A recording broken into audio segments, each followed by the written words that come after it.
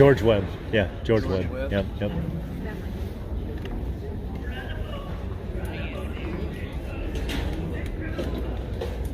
Hello. Hey. My name is Russell Newman, and I'm the Chief Legal Officer at the America Project. So I just want to start by telling you a little bit about my background and how I came to be at the America Project. So, the America Project is a 501c4 nonprofit organization, and its sole purpose is to fight for people's constitutional rights and individual liberties. And it's at no charge to the plaintiffs. So we come along, we pick up cases in three pillars. We have border security. We have a major, massive problem at the border. Everybody knows it. So we have border security lawsuits. We have election integrity. I think by this point everybody knows that there's something going on nefarious with our elections. That's actually what I'm going to be talking to you about today. And then the third pillar that we fight in is called rights and freedoms. Mask mandate, vaccine mandate, lockdowns, you name it. We're fighting back, we're pushing back, filing lawsuits in the court to take our freedom back at no charge to the plaintiffs. So we look for plaintiffs who have what's called standing, a distinct and palpable injury that is different from the masses. So for example, in the border security, we pick people who have property owners. And I'll talk about that in a little bit, but we pick people who have standing, and then we come along and we help them file lawsuits. By the way, it's good to be home. I moved to Florida from here, and I got my start by filing in the courthouse that's about 2 miles down the road. I sued the governor of Tennessee and the mayor of Williamson County. Interestingly enough, as a member of the bar, I could not find a lawyer. So you know what? I did it pro se, which means I didn't have a lawyer. I represented myself. We have a constitutional right to peaceably assemble. That was taken away from us. By the way, the Constitution is not suspended in case of pandemic. That Constitution can only be changed, altered, or abolished by an amendment to the Constitution. An executive order cannot take away your right to peaceably assemble. There's a lot of misconception of what an executive order is. That's blurry. An executive order comes from the head of the executive branch, whether it's the governor, or whether it's the president.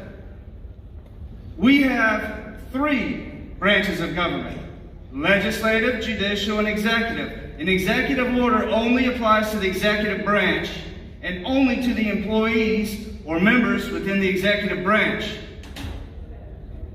Everybody lost their mind during COVID. The executive branch cannot tell the judicial branch what to do. The executive branch cannot tell the legislative branch what to do. So if the governor comes out with a mask mandate, in this case, the governor gave the mayors the right to mandate the mask. It was actually the mayor who was the target of the mask mandate. Prohibiting free exercise of religion.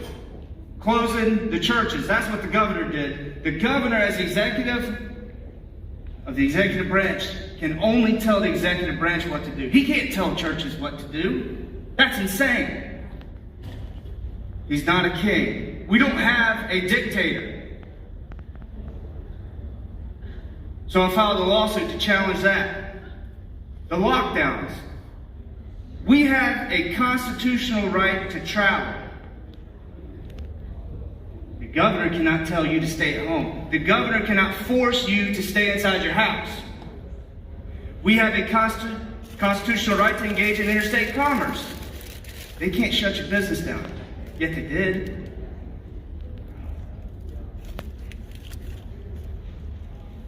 mask mandate. And the best one of all is we have a constitutional right to petition the government for a redress of grievances. I had a lot of grievances.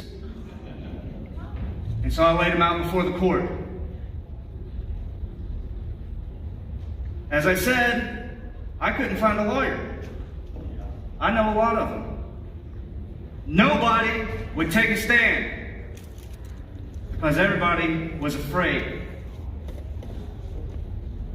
So I represented myself pro se. If not us, then who?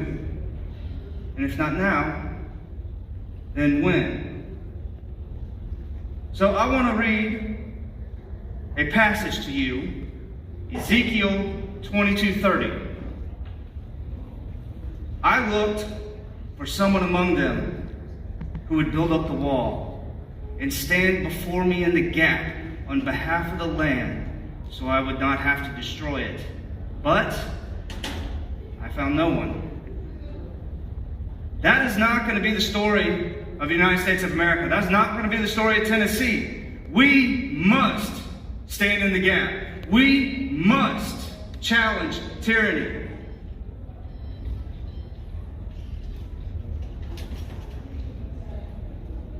Doing what I have been doing, to be clear, is not how you win friends and influence people in the judicial branch of government. Okay? This is quite literally how you destroy a career. But you know what? I fight on principle. It doesn't matter. Because my objective is to pass this nation on intact to my children, or I'm going to go down swinging. And that's what we have done. Yeah. We owe a duty to our children to pass this nation down as we received it, or better. Okay? What we just talked about, the mask mandates, the lockdowns, that is not the United States of America. That's not the America that I'm going to pass down to my children. So I started here with Gary Humble and Tennessee Stands, fighting against the lockdowns, mask mandates, sued Williamson County schools. By the way, we protested them. But then I got picked by the American Project, by Patrick Byrne, who you saw speak here. He was watching what we were doing, and he wanted to take that and to replicate it nationwide. So that's what I've been doing, is fighting in the courts for freedom nationwide. The good news is that there are more and more lawyers who are standing up. We need people to fight in the courts. The courts are not above reproach. And guess what? Your constitutional rights are not partisan. I don't care if you're a Democrat, and I don't care if you're a Republican. If you violate the law, if you violate my rights, we're coming after you. And that's what we've done. They always talk about equal opportunity. Well, we are an equal opportunity destroyer. And we will not back down. Billy Graham said, when a brave man takes a stand, the spines of others are stiffened. And so that's what we're doing. We're a remnant that is taking a stand, and we're going to encourage others to stand for freedom. Because you know what? We're not wrong. We're not wrong. And my philosophy in handling a case is, if the law is on my side, if the facts are on my side, then I will scorch the ever-living earth for truth and justice. Consequences be damned. Yeah. So I want to talk about election integrity, a case that we filed in Arizona. I'm sorry, I'm not keeping up.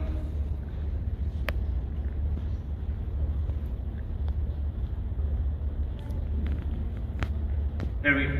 Okay.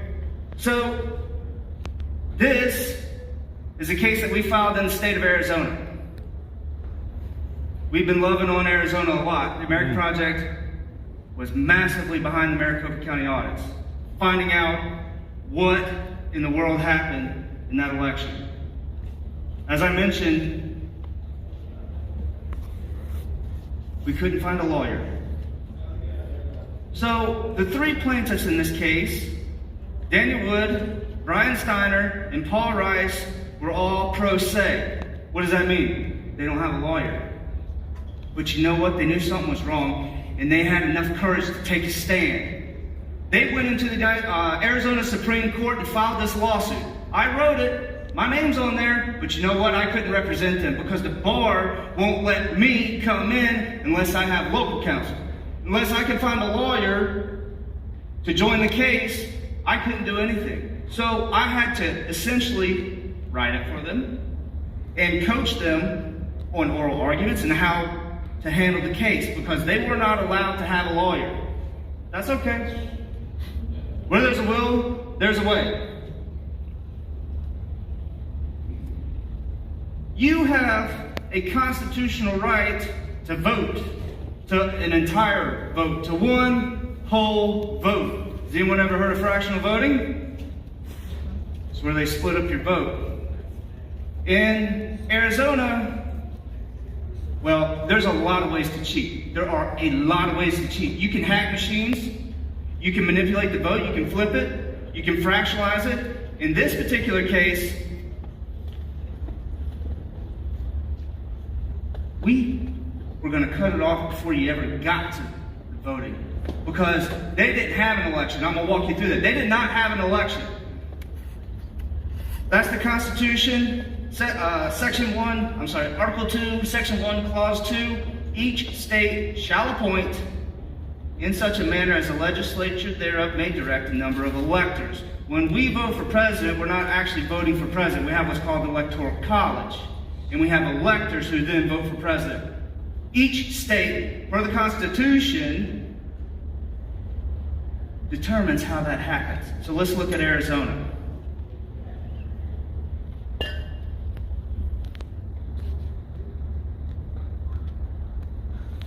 Read with me Section B.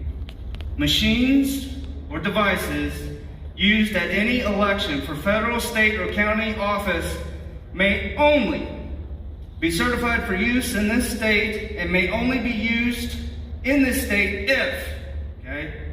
That's a key word, if. It's conditional. You can use machines if this happens, if this occurs, if they comply with HAVA, Help America Vote Act of 2002, and if those machines have been tested and approved by a laboratory that is accredited by HAVA.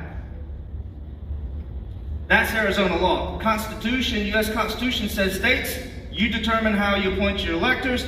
Arizona said, okay, we're going to use electronic voting machines, and here's how we're going to do it. So the question you have to ask yourself is, did Arizona follow its own law? This is the EAC website. By the way, all the evidence that we use in the case was, one, verified. What does that mean? A verification means that I went to the plaintiffs and got them to sign under oath and penalty of perjury that all the information contained in there was true and accurate to the best of their knowledge. Subject to penalty of perjury. Criminal charges can be filed if you lie under oath. So there's verifications, verified. 2, we used the government's website against them. All the evidence was there in plain view for all to see. So what I did is I screenshot the evidence and put it in the complaint. Then put the entire document and the citation behind with a verification.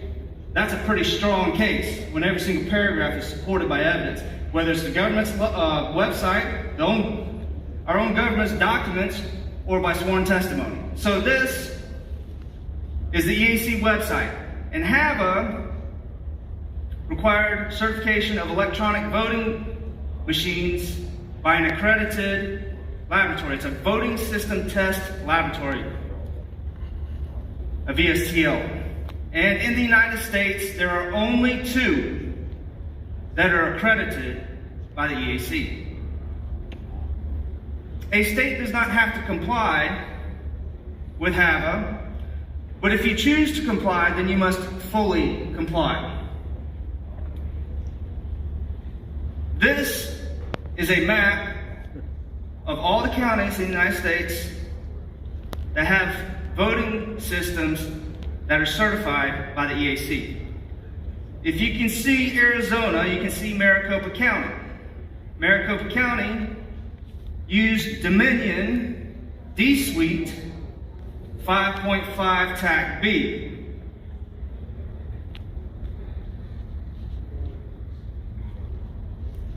Again, this is the EAC website. Who's the manufacturer? Dominion. Don't care about the testing standard. That's a different lecture, discussion. It's flawed, but the testing lab is pro VMV. Pay attention to pro VMV. Pay attention to the laws that we're going to be looking at, the rules that are supposed to guide our election. Pro VMV. Anything pro VMV touches, no good. Let's talk about why. The first place that we go to is the law. Start with the Constitution, then you go to the federal statutes, then you go to the state statutes, because the federal law requires us to comply or to direct the manner in which Arizona wants to do their elections. Arizona requires compliance with HAVA, which is federal law. The federal law requires us to go to the Voting System Test Laboratory Program Manual. So they wrote a manual. This is the rule book. These are the rules that you must follow if you want to comply with HAVA, which you must follow if you want to use an electronic voting machine in the state of Arizona. So let's look at the rule. 3.8, expiration and renewal of accreditation.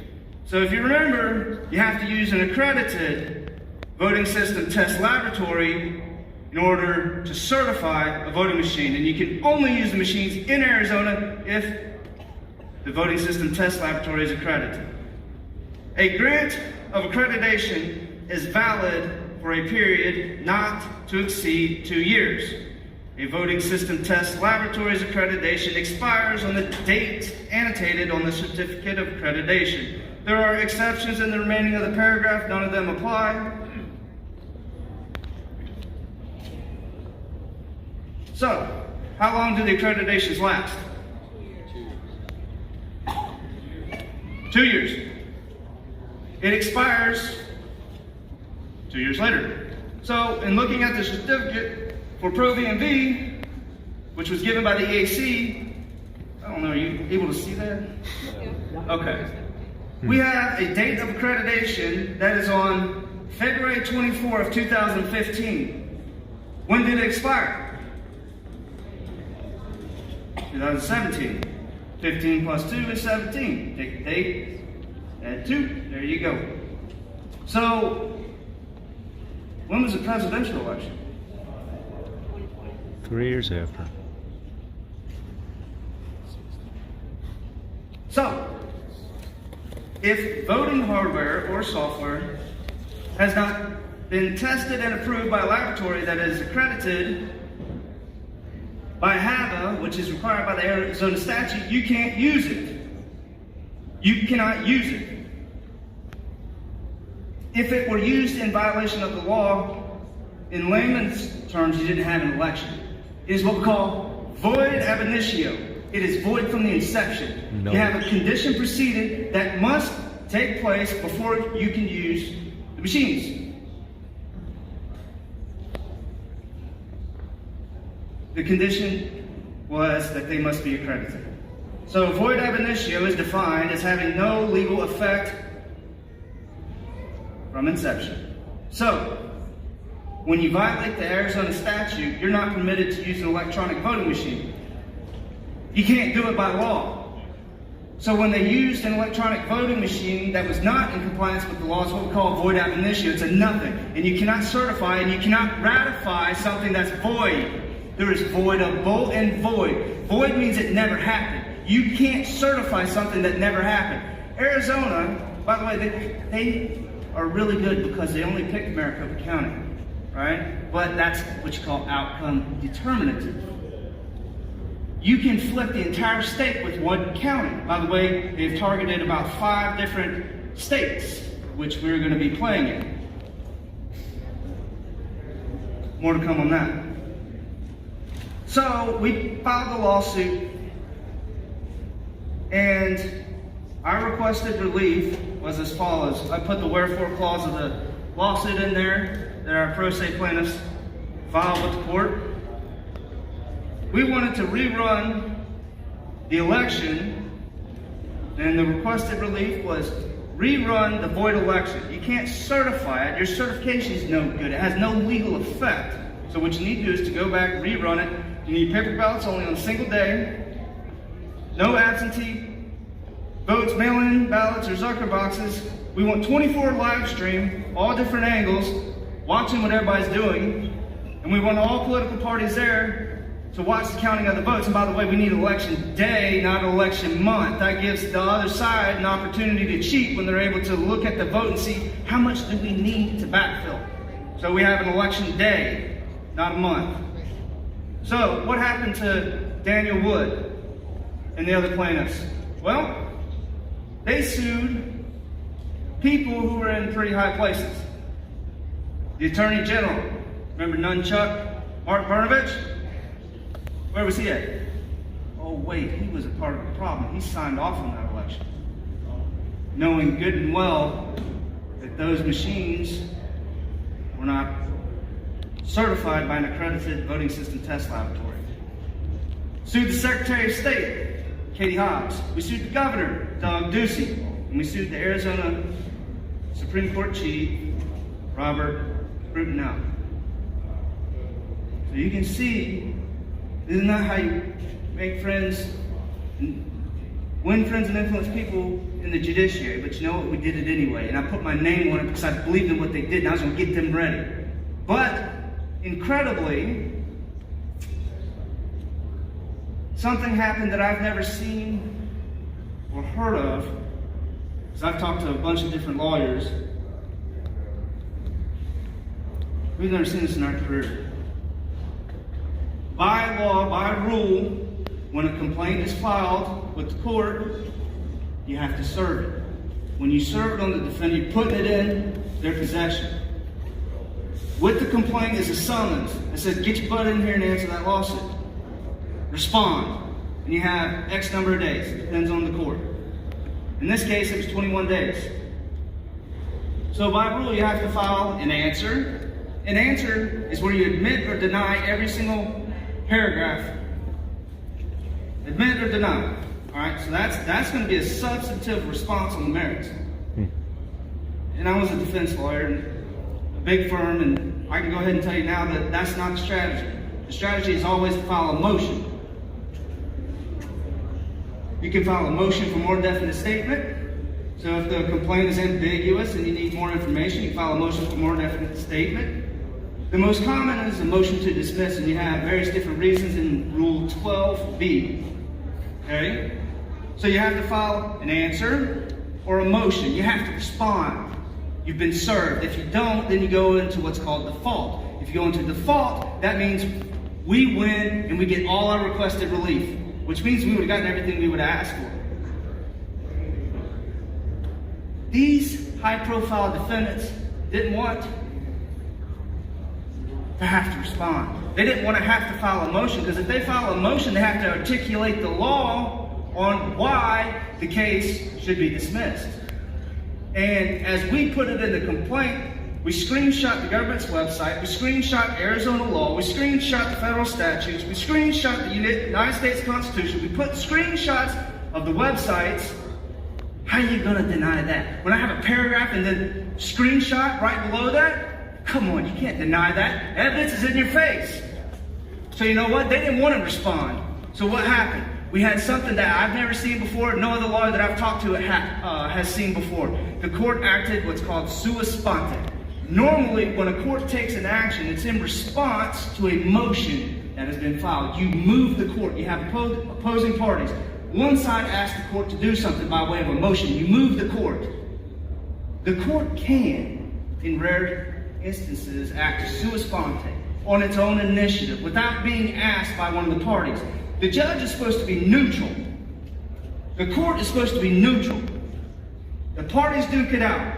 We find out what the truth is, we get the testimony, and the judge is like an arbiter, referee. Not supposed to have a stake in the game, not supposed to be involved. Well, Chief Justice was a defendant, so he had to recuse himself. How do you think that went? The court threw the case out before the defendants ever had to respond. Get the picture. They never had to answer. No answer. No motion. Because they would have to articulate why the case should be thrown out. Incredible, right?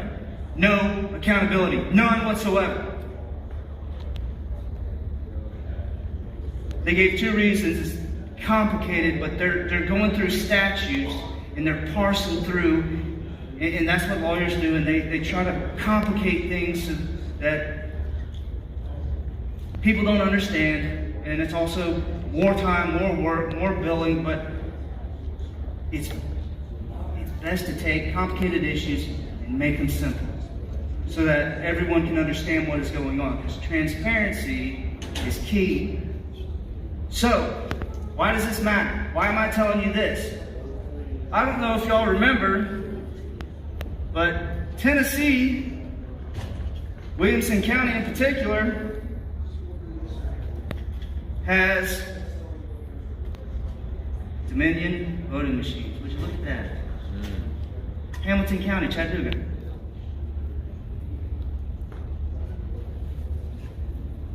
All right. So they have different voting systems. You have a machine, then you have the software. So we're going to look at Williamson County, that's here. D-Suite 5.5. Who's it accredited by? ProVNV. If you recall, they were accredited in 2015. It expired 2017. This was used in the 2020 election. No good. No good. And through the investigation, see, the investigation is great because we should know how, but see, this cuts it off before we even get there. But we need the investigation to understand what happened. So Williamson County made national news. This is a Tennessean article, but you made national news because you got rid of the Dominion voting machines. But you know what? Dominion's not the only one. Any electronic voting machine, when you put the vote in, it goes into cyberspace and you cannot tell what happens to that vote. You can't tell if they're fractionalizing because there are ways to hide it. So we have to return to paper ballots on election day. You also need to get involved. You need to get involved in your school boards and your local government. All change at the national level begins at the local level. I'm just curious, anybody here go to the Williamson County School Board meeting when we made national news? We got CRT removed from the curriculum.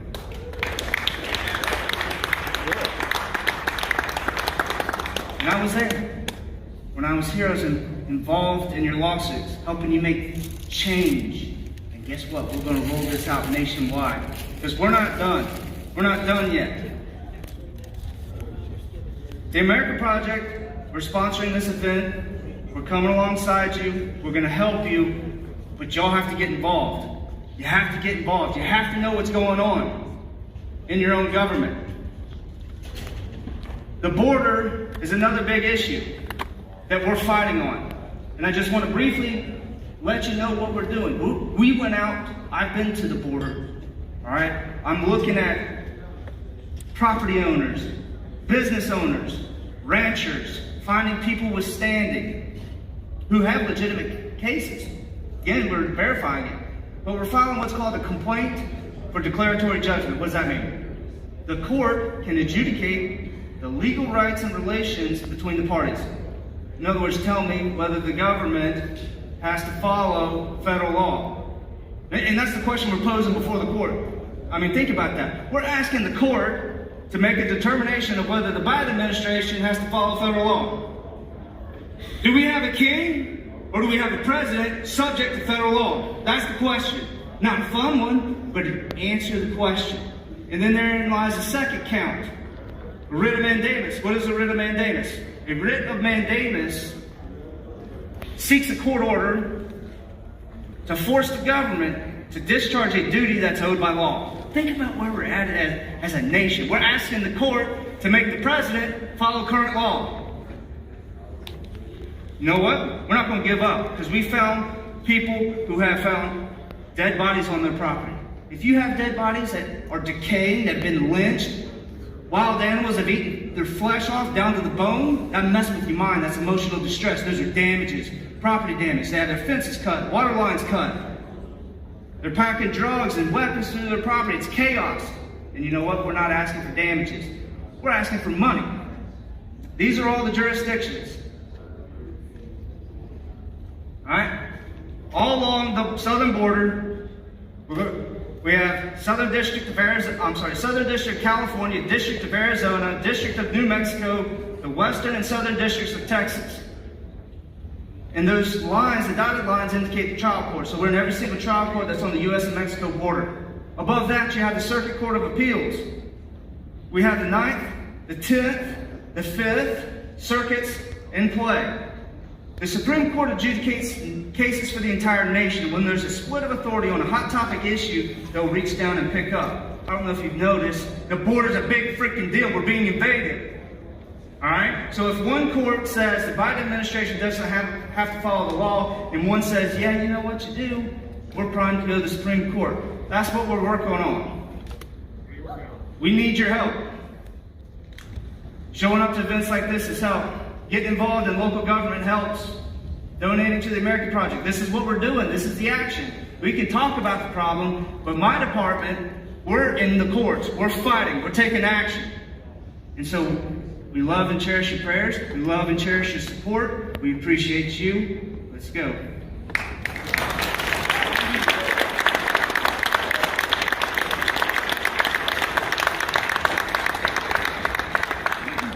Yay.